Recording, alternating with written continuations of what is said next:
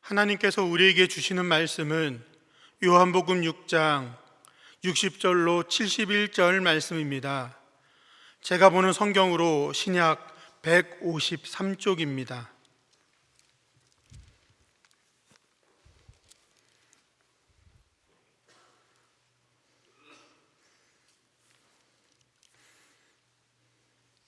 하나님의 말씀을 봉독하겠습니다. 제자 중 여럿이 듣고 말하되 이 말씀은 어렵도다. 누가 들을 수 있느냐 한데 예수께서 스스로 제자들이 이 말씀에 대하여 수군거리는 줄 아시고 이르시되 이 말이 너희에게 걸림이 되느냐? 그러면 너희는 인자가 이전에 있던 곳으로 올라가는 것을 본다면 어떻게 하겠느냐?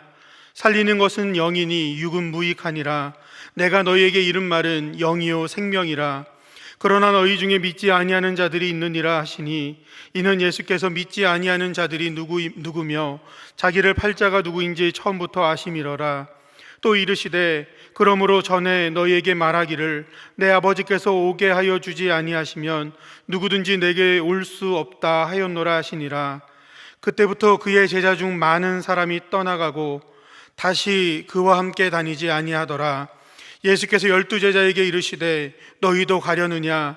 시몬 베드로가 대답하되 주여 영생의 말씀이 주께 있사오니 우리가 누구에게로 가오리이까? 우리가 주는 하나님의 거룩하신 자인 줄 믿고 알았사옵나이다. 예수께서 대답하시되 내가 너희 12를 택하지 아니하였느냐? 그러나 너희 중에 한 사람은 마귀니라 하시니 이 말씀은 가룟 시몬의 아들 유다를 가리키심이라. 그는 12 중에 하나로 예수를 팔 자러라. 아멘. 오늘 본문 말씀을 바르게 이해하기 위해서는 본문 앞에 이 6장 전체 내용을 알아야 합니다. 예수님께서 디베랴의 갈릴리 바다 건너편으로 가셨을 때 많은 사람들이 예수님을 따랐습니다. 예수님께서 각종 병자들을 고쳐주시는 표적을 보았기 때문이죠. 그곳에 모인 사람들 수는 남자 장정들의 수만 하더라도 5천 명이 넘었습니다. 예수님께서는 다른 때와 마찬가지로 하나님의 말씀을 가르치고 또 하나님의 나라에 대한 전파를 하셨습니다. 시간이 지나고 해가 저물어 갈 때 예수님께서는 배고픈 무리들을 보셨습니다. 그리고 제자들에게 이 배고픈 사람들을 어떻게 먹이겠느냐 이렇게 물으셨습니다. 제자들은 각자 자기 어떤 방안을 얘기를 합니다만 그 방안이라는 것이 문제 해결에 별로 도움이 되지 않았습니다. 그러던 중에 제자 안드레가 한 아이가 드린 도시락을 가지고 예수님께 왔죠. 그 도시락에는 보리떡 5개와 물고기 2마리가 있었습니다. 사실 이 보리떡 5개와 물고기 2마리는 5천 명이 먹기에는 턱도 없는 도시락이죠. 코끼리 비스켓보다 더 못한 겁니다. 그러나 이제 예수님이 그 어린이 도시락을 받으신 뒤에 사람들을 잔디에 앉게 하고 그리고 축사하신 뒤에 제자들에게 나눠줘라 말씀하셨습니다. 제자들이 나눠주고 또 나눠주고 또 나눠줘도 또 생겨나는 것입니다. 놀라운 기적이 일어난 거죠. 그래서 거기에 모인 사람들이 다 배불리 먹고 12강줄이 가득 남았습니다. 그리고 저녁이 되었죠. 예수님은 제자들을 갈릴리 바다 건너편으로 배를 타고 건너게 하고 예수님은 혼자 산에 가셔서 기도하셨습니다. 그리고 늦은 밤 갈릴리 바다에 갈릴리 바다를 건너가는 제자들의 배가 강풍으로 인해서 굉장히 어려움을 당했습니다. 그때 예수님이 이제 무리를 걸어오신 지난주 설교의 내용이 그 내용입니다.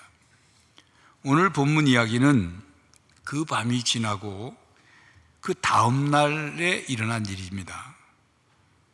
이 오병이어의 기적 사건은 단순한 사건이 아닙니다. 당시 갈릴리 지역에 사는 사람들은 가난했습니다. 그 갈릴리 지역의 땅의 주인은 다 예루살렘에 살았어요. 그래서 이 갈릴리 농부들은 열심히 농사를 지어서 수확을 거둬들이면 많은 양을 땅 주인이 가져가고 남은 것 중에 민족의 배반자다고 할 수 있는 세리들이 또 뜯어가고 그 남은 것 가지고 먹고 살았으니 얼마나 가난하고 어렵겠습니까? 얼마나 배고팠겠습니까? 그런 그들이 예수님께서 전하시는 하나님 말씀과 하나님 나라에 대해서 듣다가 배가 몹시 고파졌죠. 그런 그들에게 오병이어의 기적을 예수님이 일으켜 주셔서 배불리 먹게 해주셨으니 이게 단순한 사건입니까? 그들이 얼마나 놀랬겠죠. 그리고 그 소문이 파다하게 퍼졌을 겁니다. 전염병 퍼지듯이 퍼졌을 거예요. 저 나사렛 예수라는 선생이 보리떡 5개와 물고기 2마리로 5,000명, 남자만 5,000명이니까 10,000명이 넘는 사람들이 배불리 다 먹었다. 사람들이 듣고 놀랄 수밖에요. 놀라기만 했겠습니까? 그 다음 생각이 들었겠죠. 예수님께 찾아가면 이 굶주림의 문제를, 배고픔의 문제를 해결할 수 있겠구나, 그렇게 생각을 한 겁니다. 그리고 예수님을 찾아 나선 겁니다. 그런데 이미 예수님은 갈릴리 바다 건너편 가버나움 쪽으로 가셨죠. 뒤늦게 이 사실을 알게 된 사람들이 그들도 배를 타고 건너서 가버나움에 계신 예수님께 찾아왔습니다. 엄청난 열심과 기대를 품고 예수님을 찾아온 거죠. 그들에게 예수님이 말씀하셨습니다. 너희들이 나를 찾아온 것은 표적을 본 까닭이 아니고 떡을 먹고 배부른 까닭이다. 무슨 뜻입니까? 너희들이 나를 찾아온 목적은 나에게 다시 기적을 일으켜서 너희들 배고픈 배 배부르게 해달라고, 그래서 온 거지, 그 얘기입니다. 굶주림의 문제를 해결해 달라고 너희들이 지금 나를 찾아온 거 아니냐, 그 말씀이에요. 예수님은 그들과 대화를 이어가시면서 예수님께서 행하신 오병이어의 기적은 예수님께서 세상에 생명의 떡을 주는 것을 알려주기 위해서 하신 것이다, 그렇게 말씀하십니다. 단순한 육체적인 필요를 채워주는 기적이 아니라 그 이상의 의미를 담고 있는 표적이라는 말씀이죠. 그 표적에는 영적인 메시지가 담겼다, 그런 뜻입니다. 또 예수님은 말씀하십니다. 자신이 생명의 떡이다. 그리고 이 생명의 떡을 먹으면 영생할 것이다, 말씀하십니다. 본문 앞에 53절에서 55절입니다. 예수께서 이르시되 내가 진실로 진실로 너희에게 이르노니 인자의 살을 먹지 아니하고 인자의 피를 마시지 아니하면 너희 속에 생명이 없느니라. 내 살을 먹고 내 피를 마시는 자는 영생을 가졌고 마지막 날에 내가 그를 다시 살리리니 내 살은 참된 양식이요 내 피는 참된 음료로다. 그리고 58절에도 이것은 하늘에서 내려온 떡이니 조상들이 먹고도 죽은 그것과 같지 아니하여 이 떡을 먹는 자는 영원히 살리라. 이 말씀을 하시니까 제자들이 듣고 제자들 중에 몇 사람도 예수님 말씀이 무슨 뜻이냐, 이게 도대체 이게 못 알아듣는, 어렵다, 예수님 말씀 어렵다, 이렇게 말하는 사람들이 있었습니다. 그리고 이 말씀을 듣고서 예수님을 따르던 많은 사람들이 예수님 곁을 떠났습니다. 그리고 다시는 예수님과 함께 하지 아니했다, 이렇게 기록하고 있어요. 여러분, 예수님을 찾아 몰려왔던 그들은 왜 그렇게 예수님을 떠났을까요? 예수님을 따르는 사람 중에는 물질적, 육체적인 만족을 위하여 예수님을 따르는 사람이 있었습니다. 그들은 배가 고파서 먹을 것을 얻어먹기 위해서 예수님을 찾아 나온 거예요. 그런데 이해 못할 말씀만 자꾸 하시니까 떠나간 겁니다. 여러분, 이런 경우를 생각해 보세요. 여러분이 배가 고파서 식당에 들어갔어요. 밥을 사 먹으려고 식당에 들어갔는데 주인이 와가지고는 주문은 안 받고 자기 얘기만 계속 하는 겁니다. 그럼 여러분 어떻게 하겠어요? 똑같지는 않지만 아주 비슷한 상황인 겁니다. 예수님을 찾아왔던 사람들의 목표는 육체적인 만족이었어요. 배고픔을 해결하기 위해서 모였습니다. 그런데 예수님은 오병이어와 같은 기적을 다시 기적을 행하시려고는 하진 않고 뭐 자신은 생명의 떡이니 또 하늘에서 내려온 떡이니 무슨 뭘 나를 먹어야 되느니 뭐 이런 얘기를 하시니까 도무지 그들이 이해가 되지 않았던 거예요. 그리고 하늘에서 내려온 떡이고 이 떡은 뭐 조상들이 먹은 떡과 같지 않고 뭐 이런 말씀을 하시니까 그들이 어떤 생각이냐면 이 사람 잘못 찾아왔구나. 우리가 잘못 찾아왔구나. 사람 잘못 봤구나. 그런 생각을 하고 떠나간 겁니다. 그리고 그렇게 예수님을 찾아왔던 그 사람들이 예수님과 더 이상 함께 다니지 아니한 겁니다. 또 예수님을 찾아와 몰려왔던 그들은 또 왜 그렇게 예수님을 떠났을까요? 예수님을 찾아온 사람들 가운데는 정치적인 필요를 채우려고 온 사람들이 있었습니다. 이런 생각하는 사람들이 있었습니다. 본문 앞에 14절 15절입니다. 그 사람들이 예수께서 행하신 이 표적을 보고 말하되 이는 참으로 세상에 오실 그 선지자라 하더라. 그러므로 예수께서 그들이 와서 자기를 억지로 붙들어 임금으로 삼으려는 줄 아시고 다시 혼자 산으로 떠나가시니라. 그들은 이런 생각을 합니다. 저 나사렛 예수라는 저분을 왕으로 삼으면 오병이어 기적과 같은 기적을 계속 일으켜서 우리 배고픈 사람들, 굶주린 사람들 다 배불리 먹게 해주겠구나. 왕으로 삼자. 이런 생각을 한 거예요. 경제적인 메시아로 예수님을 생각했던 거죠. 그리고 저런 기적을 일으킬 수 있는 분을 왕으로 삼으면 로마로부터도 우리가 벗어날 수 있겠다. 이스라엘 나라를 회복할 수 있겠다. 이런 생각을 한 겁니다. 그런데 예수님은 왕이 될 생각은 전혀 하시지 않고 자신의 문제인 배고픔의 문제를 해결하려고 해주시지는 않고 찾아왔더니만 내 살을 먹어라, 내 피를 마셔라, 영생을 얻어라. 그러니 예수님을 떠나간 겁니다. 자기들이 찾던 메시아가 아니구나, 그 생각을 한 거예요. 예수님을 따르는 사람 중에는 인간적인 탐욕을 위하여 예수님을 따르는 사람이 있었습니다. 64절에 보면 예수님께서 12제자들에게 이렇게 말씀하셨습니다. 그러나 너희 중에 믿지 아니하는 자들이 있느니라 하시니 이는 예수께서 믿지 아니하는 자들이 누구며 자기를 팔자가 누구인지 처음부터 아심이로라. 그러면서 70절과 71절에 12제자 중에 한 사람은 마귀이고 예수님을 팔자라 말씀하셨습니다. 가룟 유다를 일컫는 말씀이죠. 예수님은 벌써 가룟 유다가 어떤 사람인지, 가룟 유다가 무엇을 추구하고 있는지, 가룟 유다가 어떤 짓을 할 것인지 다 아셨어요. 자, 여러분, 가룟 유다는 예수님께서 제자로 선택했고 그리고 3년 동안 동고동락을 하고 예수님께 훈련을 받았는데 왜 예수님을 버리고 배신했을까요? 배반했을까요?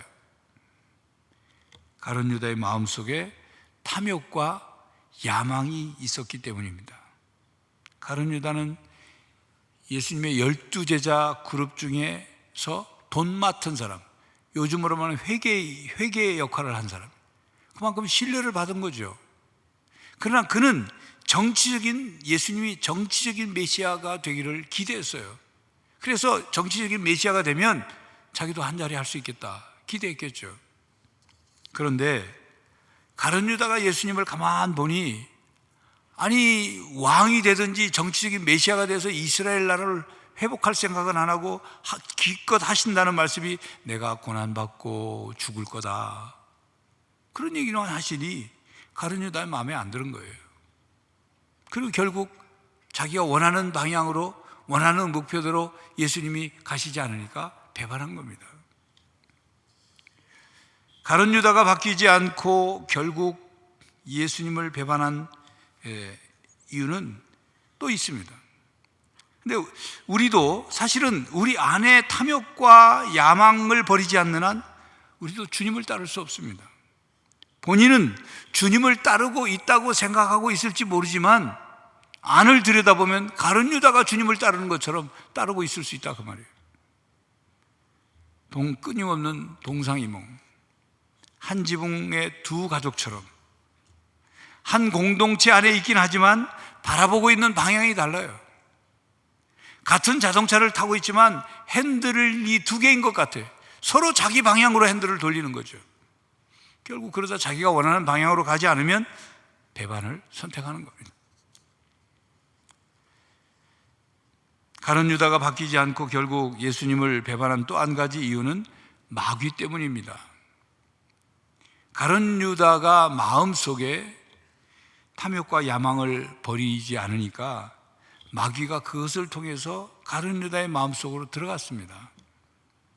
여러분 집안에 음식 쓰레기를 버리지 않고 그냥 두면 반드시 초파리가 끼고 벌레가 낍니다. 바퀴벌레가 생깁니다. 쥐가 들끓습니다. 우리 마음에 정욕과 탐욕과 야망의 쓰레기가 있으면 마귀가 우리를 유혹합니다. 그러다가 우리의 마음에 있는 그 쓰레기를 발판으로 해서 마귀가 우리 마음으로 들어옵니다. 그리고 우리 마음에 들어와 우리 마음을 마음대로 조정하고 휘젓죠. 우리 마음을 결국 지배합니다. 그래서 예수님과 대적하는 방향으로 우리를 끌고 갑니다. 그러니 예수님을 따르는 것이 아니라 예수님을 버리고 떠나게 되는 것입니다. 여러분, 예수님을 찾아 몰려왔던 그들은 왜 그렇게 예수님을 떠났을까요? 또 다시 기적을 일으키기를 바라는 사람들에게는 예수님의 말씀이 귀에 거슬리는 말씀일 수 있습니다. 61절에 예수께서 스스로 제자들이 이 말씀에 대하여 수군거리는 줄 아시고 이르시되 이 말이 너희에게 걸림이 되느냐 이렇게 물으셨어요. 예수님은 제자들에게 내가 지금 너희들에게 한 말을 너희들이 들었는데 그 말이 너희들의 말에 걸림돌이 되느냐 물으셨습니다. 걸림이 되느냐는 이 단어의 의미는 덫에 걸리게 하다, 함정에 빠뜨리다, 걸려 넘어지게 하다, 실족하게 하다 이런 뜻이 담겨있는 단어예요. 그러니까 발을 헛디뎌서 못에 걸려 넘어진 경우 실족했다고 그러죠. 내 말이 너희들을 실족하게 했느냐 이런 의미예요. 예수님의 말씀은 예수님을 믿고 따르는 사람들에게 등을 돌리게 할 수 있어요. 예수님의 말씀이 문제가 있어서가 아니라 예수님의 말씀을 듣고 따르는 사람의 믿음의 문제입니다. 예수님께 나온 사람들이 물질적이거나 육체적인 만족만을 원하거나 자기의 어떤 정치적인 목적이거나 탐욕과 야망으로 이기적인 욕심을 채우려고 할 때 예수님은 단호히 그것을 거부합니다. 예수님은 사람이 돈과 하나님을 겸하여 섬길 수 없다 말씀하셨어요. 넓은 문이 아니라 좁은 문으로 가기 위하여 좁은 길로 가라 말씀하셨습니다. 나를 따르려거든 자기를 부인하고 자기 십자가를 지고 예수님을 따르라 말씀하셨어요. 누구든지 섬김을 받고자 하면 남을 섬기는 자가 되라 말씀하셨어요. 예수님으로 말미암아 너희들이 욕을 먹고 박해를 당하고 악한 말을 들을 텐데 그때가 너희가 복이 있다 이렇게 말씀하셨어요. 그러니 그런 말씀을 들으면 걸려 넘어지죠. 자기가 생각한 게 아니거든요. 나는 예수 믿어서 뭔가 잘 될 걸로 생각했는데 막 고난받아라 그러고 좁은 길로 가라 이러니까 실족한다는 말입니다. 그래서 교회 나온 사람들 가운데 예수님을 믿으면 솜털같이 부드럽고 꿀처럼 달콤한 탄탄대로가 내 앞에 쫙 펼쳐질 것 같은데 그렇지 못하게 되면 예수를 믿어서 내가 좀 더 부해지고 내가 지위도 높아지고 내가 세상적으로 성공을 할 줄 알았는데 그렇게 안 되면 예수 믿는 것에 실망하는 사람들이 있습니다. 또한 예수를 믿고 구원의 은혜를 받아서 기쁨으로 신앙생활을 시작했지만 믿음이 성장하는 과정에서 예수님의 말씀을 지키기가 어렵고 부담되고 인간적으로 혹은 세상적으로 대가를 지불해야 되니까 그때 예수님께 등을 돌리고 싶은 유혹이 생기는 거예요. 그만둘까? 교회 그만 다닐까? 그렇게 고민하다가 기독교는 나하고 안 맞나 봐. 그리고 떠나는 사람들이 있다니까요. 또한 예수님의 말씀을 따라서 살아가면서 다른 교인들에게 상처를 받거나 나에게 상처 준 사람들을 도무지 이해할 수 없어서 그 사람 얼굴만 보면 막 속에서 솟구쳐 나서 교회를 떠난 사람도 있어요. 또 교회에서 열심히 섬기고 봉사하다가 자기가 생각하는 그 어떤 목표를 이루지 못했을 때, 혹은 다른 사람들이 나를 안 알아준다고 생각할 때, 그때 교회를 떠나는 사람들이 있습니다. 성도 여러분, 예수님은 이전에 세례 요한이 사람을 보내서 질문했을 때 그 질문에 답을 하면서 이런 말씀을 하신 적이 있습니다. 누구든지 나를 인하여 실족하지 아니하는 자는 복이 있도다. 그렇습니다. 실족하지 아니하는 사람은 복이 있습니다. 교회를 떠나지 않고 어떤 일이 있지만 교회를 떠나지 않고 머물러 있는 것만으로도 귀한 겁니다. 예수님을 떠나지 않고 유혹을 견뎌내고 의욕을 풀어내고 이해가지 않던 것들을 이해하게 되고 하나님의 뜻을 분별하게 되는 것, 그래서 신앙 공동체 안에서 머물러 있는 것, 그게 귀한 거예요. 그게 귀한 신앙입니다. 그렇게 머물러 있다가 보면 주님의 개입을 경험하게 됩니다. 주님의 뜻을 깨닫게 됩니다. 주님께서 합력하여 선을 이루시는 그 은혜를 경험하게 되는 것입니다. 그렇게 사람들이 물질적, 육체적인 만족이나 정치적인 목적이나 탐욕이나 인간적인 야망을 채우기 위해서 예수님을 찾아왔다가 실망해서 다 가버린 후에 예수님께서 12제자들에게 물으셨습니다. 67절입니다. 예수께서 12제자에게 이르시되 너희도 가려느냐? 이 예수님의 질문에 베드로가 대답을 했죠. 68절, 69절입니다. 시몬 베드로가 대답하되 주여, 영생의 말씀이 주께 있사오니 우리가 누구에게 가오리까?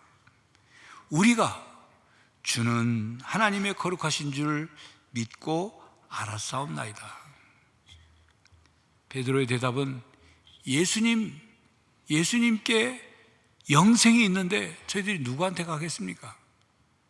예수님이 하나님의 거룩하신 자이신 줄 저희들이 믿고 안 알고 있는데 우리들 누구에게 가겠습니까? 이런 대답이죠. 베드로의 대답은 영생의 말씀이 다른 곳에, 다른 사람에게, 다른 종교에 있지 않고 오직 예수님께 있음을 고백한 것입니다. 나는 생명의 떡이다. 사람이 이 떡을 먹으면 영생하리라. 요한복음 6장 48절 58절에 말씀하죠. 베드로가 바로 이 예수님의 말씀이 영생의 유일한 근거임을 알고 믿었던 거죠. 베드로는 예수님께서 하신 말씀을 바르게 알아들었습니다. 그리고 예수님을 왜 따르는지, 왜 예수님의 제자가 되었는지를 바르게 알고 있었습니다. 그렇기 때문에 주여, 영생의 말씀이 주께 있사오니 우리가 누구에게 가오리까? 우리가 주는 하나님의 거룩하신 자이신 줄 믿고 알았사옵나이다 라고 대답한 겁니다. 예수님을 떠나지 않겠습니다. 이렇게 고백한 겁니다. 그러므로 성도 여러분, 예수님께서 가르치신 말씀을 바로 알고 믿고 따르시기를 바랍니다. 성자 예수님께서 하늘보좌를 버리시고 이 땅에 사람이 되어 오셔서 3년 동안 공생애를 하시면서 하나님 말씀을 가르치시고 하나님 나라를 선포하시고 많은 병자를 고치시고 귀신을 내어 쫓고 수많은 이적을 행하셨죠. 왜 그걸 하셨을까요? 예수님이 자기 능력이 있는 걸 자랑하려고요? 왜 예수님이 그런 공생애를 하셨을까요? 성도 여러분, 혹시 여러분 가운데 예수님께서 주실 물질적인 부요, 육체적인 유익, 경제적인 이익, 정치적인 어떤 권력, 사회적으로 높은 자리, 즉 세상 부귀 영화를 얻기 위해 예수님을 믿습니까? 그런 것을 얻기 위해 교회에 나왔습니까? 예수님을 믿는 목적이 무엇입니까? 예수님을 믿음으로 예수님을 나의 주인으로 삼는 거예요. 주인으로 모시는 거예요. 그리고 예수님을 닮아가는 것이 우리의 신앙의 목표입니다. 이 세상에서 예수님을 알아가고 예수님을 닮아가고 예수님의 형상으로 회복되고 하나님의 나라에서 영생하기 위해서 우리가 신앙생활을 하는 것입니다. 이것이 아니면 여러분은 엉뚱한 목적지를 향해 가고 있는 자동차와 다를 바가 없는 겁니다. 헛된 신앙생활을 하고 있다 그 말이에요. 그러므로 예수님께서 너희도 가려느냐 물으시는 질문에 우리는 대답해야 합니다. 너희도 저들처럼 나를 쫓는 것이 굶주림의 문제를 해결하기 위해서냐? 육체적인 만족을 위해서냐? 신체적인 문제를 해결하기 위해서냐? 경제적인 목적이냐? 정치적인 목적이냐? 인간적인 탐욕을 채우기 위해서냐? 세상적인 성공과 부귀영화를 누리기 위해서냐? 그렇게 물으십니다. 너희도 언제든지 너의 목적과 안 맞으면 나를 버리고 그렇게 떠나갈 것이냐? 물으셔요. 우린 베드로처럼 대답해야 합니다. 베드로처럼 대답하려면 우리의 신앙의 목적을 바르게 가져야 합니다. 신앙의 목표가 바르게 세워져야 합니다. 그러니까 우리가 신앙생활을 왜 하고 있는지 바르게 알고 신앙생활을 해야 하는 것입니다. 우리가 예수님을 찾고 예수님을 믿고 예수님을 사랑하는 목적이 바르게 되어 있어야 한다 그 말이에요.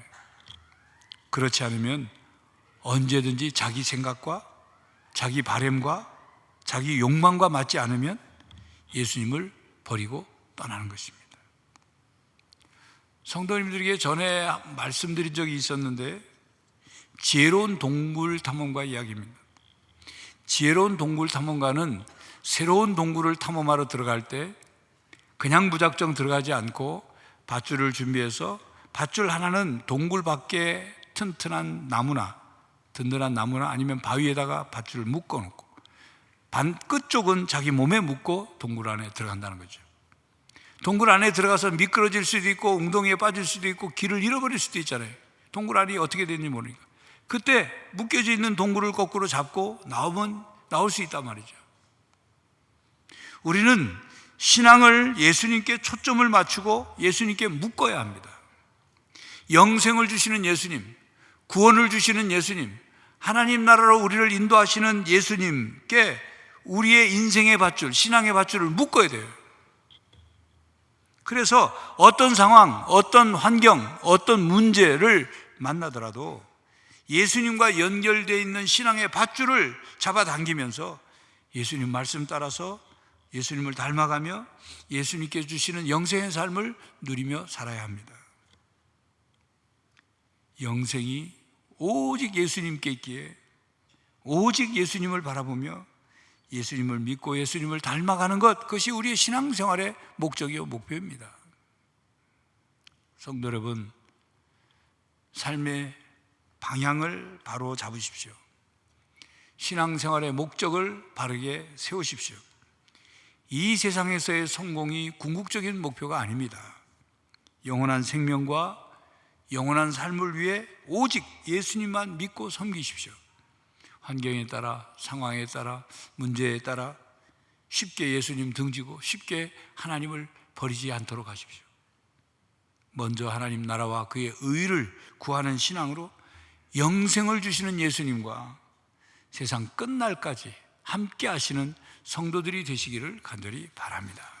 기도하겠습니다. 하나님, 혼란스럽고 목표가 목적이 잘 보이지 않을 때 예수님을 바라보게 하시고 예수님이 우리에게 주시는 영생의 삶을 바르게 목적으로 목표로 삼아 저희들 흔들리지 않게 하여 주시옵소서. 끝까지 주님 믿고 주님 섬기며 주님 닮아가고 주님과 함께 영원한 나라에서 영생을 누리게 하여 주시옵소서. 예수 그리스도의 이름으로 기도하옵나이다. 아멘. 성도 여러분, 오직 예수님께 영생이 있습니다. 신앙생활의 목적을 바르게 세우고 예수님을 믿고 예수님을 닮아가고 예수님을 떠나지 않고 하나님 나라를 위해 살아가는 성도들이 되시기를 간절히 바랍니다. 지금은 우리 주 예수 그리스도의 은혜와 하나님 아버지의 사랑과 성령 하나님의 교통하심이 오직 예수님 안에 있는 영생을 찾고 누리며 살기로 다짐하는 모든 성도들과 가정과 삶의 현장 위에 이제로부터 영원히 함께 하시기를 간절히 축원하옵나이다. 아멘.